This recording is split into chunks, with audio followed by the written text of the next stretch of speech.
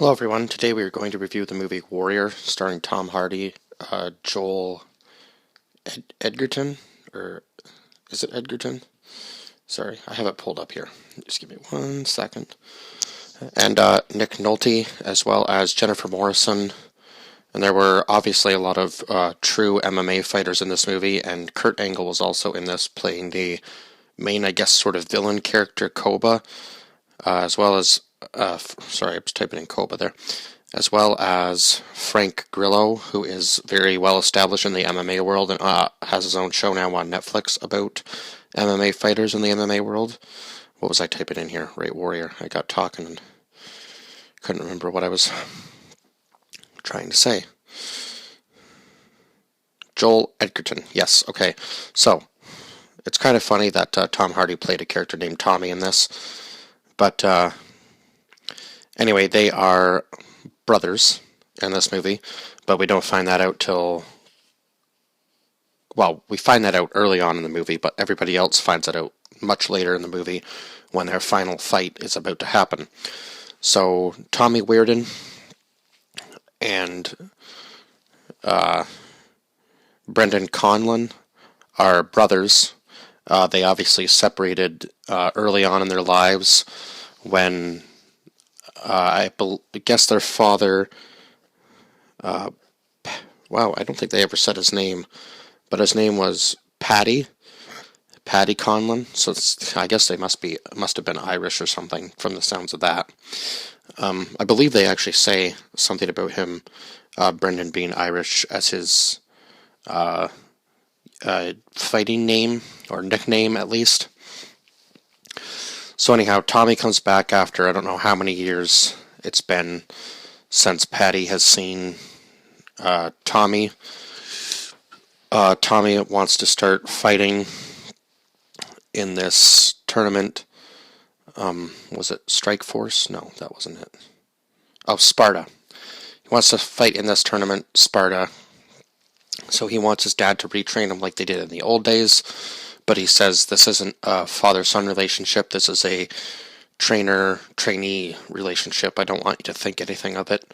He said, I haven't come back to begin a life with you again. Even though throughout the movie Paddy does try to get through to him, he eventually does when he gets drunk in his hotel room, and Tommy does take care of him a little bit, and I guess that's kind of how he got through to Tommy finally, was showing him his old, I guess, true colors in Tommy's eyes, and Tommy kind of took that to heart and eventually came around to the idea of him being a father figure for him again, I guess.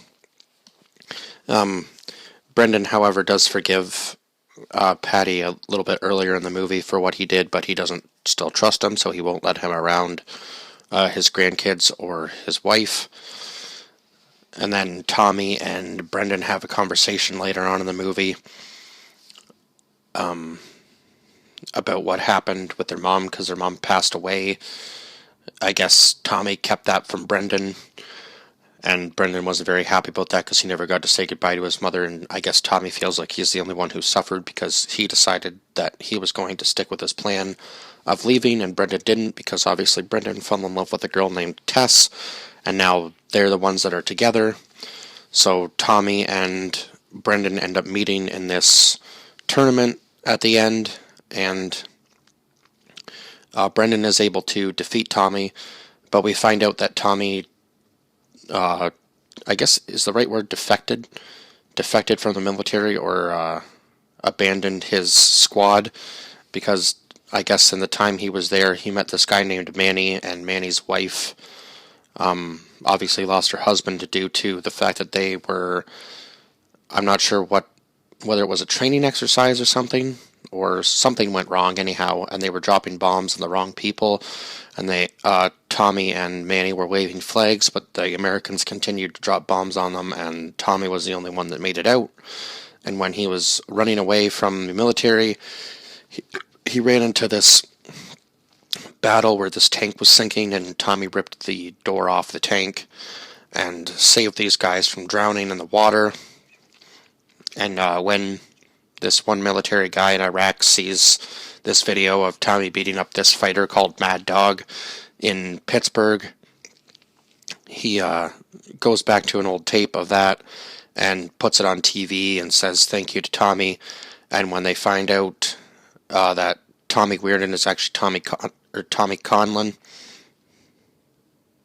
the military police come in before his final fight, and they are going to arrest him for what he has done in the military, obviously defecting, or running away, I guess, because I can't remember the correct term for it, but anyhow, Brendan ends up beating Tommy in the final fight, so I'm not really sure how they would have divided the money there, because Brendan was 3 weeks away from losing his house, so he started to get back into fighting, even though Tess wasn't happy about it.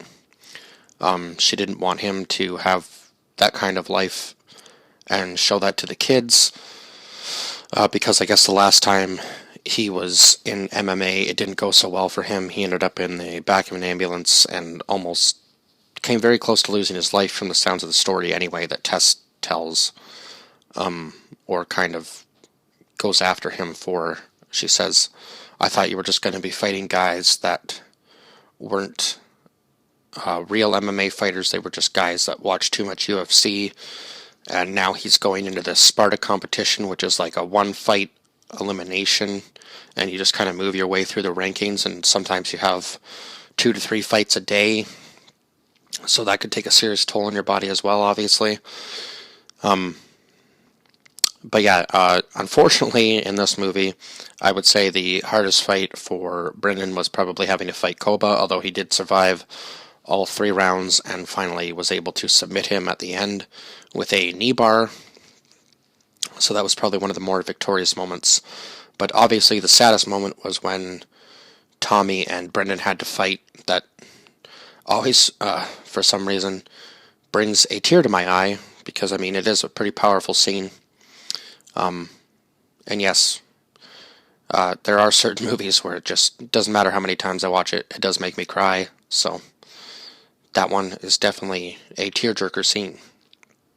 If you haven't seen the movie, you definitely have to watch it, because the storyline is very well done, and Nick Nolte does a fantastic job playing the father. He's definitely one of my favorite actors. I'm not sure whether Nick Nolte won an Academy Award or he was just nominated for one. I can't remember how exactly that went. But yeah, it was good to see some real MMA fighters in this movie. And obviously this movie was really well done as far as Hollywood MMA movies go, because they had a lot of the real true MMA community in there. And I don't think Sparta is a thing anymore. I don't think it's a promotion anymore. I could be wrong. Maybe I'm just not as into that. It seemed like more of an underground thing, kind of, that became mainstream for a while, and then I guess other promotions kind of took over, like the WEC and UFC and obviously Bellator, and there's quite a few others now. There's so many MMA promotions, it's hard to even keep up with all of them these days, it seems, because there's a lot of underground ones. There's obviously the ones that are making quite a bit of money, and fighters move around to all different sorts of promotions with contracts and stuff because they want to be obviously number one. And obviously now it seems that more MMA fighters, especially the older generation that's thinking about retiring, thinks far more about the money than just fighting constantly. They want the money fights, and not because they're getting ready to be near the end of their careers. So, but yeah, this was a really wholesome movie. It's definitely one you can sit down and watch with the whole family, and there's obviously some life lessons to learn in this movie as well. This seems to be kind of a theme with the last couple of movies that I've done. So yeah, definitely go see this movie if you haven't seen it. I think I've covered everything that I can about this movie as far as the storyline goes, and just the scenes between the fathers and sons. You can tell how much damage had been done in the past between the 3 of them, obviously, because Tommy doesn't ever, I don't know whether he ever really truly forgives Brendan and his father for what he feels they did to him due to the fact that he had to bury his mom on his own. But I guess they do kind of make up in the end after the fight in their own little way.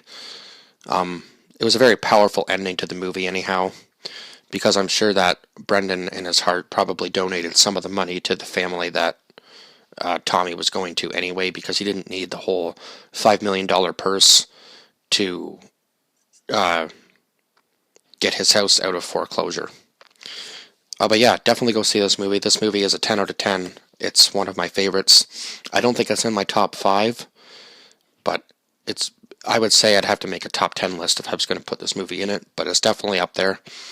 It's probably number 6, I would say, because we've got The Punisher,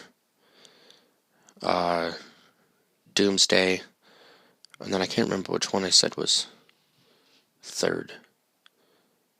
Anyhow, I think I've rambled on probably enough now because I've talked about a lot of other stuff, but I mean, this movie's so well versed and connects a lot of people together and really brought in a lot of the MMA community. And it was dedicated to somebody, I don't think I've ever heard of maybe it was a coach, a fighter, I'm not really sure. If you know who this movie was dedicated to, please comment it down below. And as always, like, share, subscribe, and comment down below your thoughts on this film as well. If you've seen it, if not, please go watch this. It's from 2011, and I believe it was around the same time that The Dark Knight Rises comes out, so Tom Hardy was just a jacked dude around that time. I mean, not to say that he's still not jacked, but I think he put on way more muscle for these two roles than any other role I've ever seen him in. So, yeah, I'm sure that was a lot of weight for him to carry around because he's only 5'9", if Google has his height right, so it's a lot of weight for a short guy to carry around, let me tell you.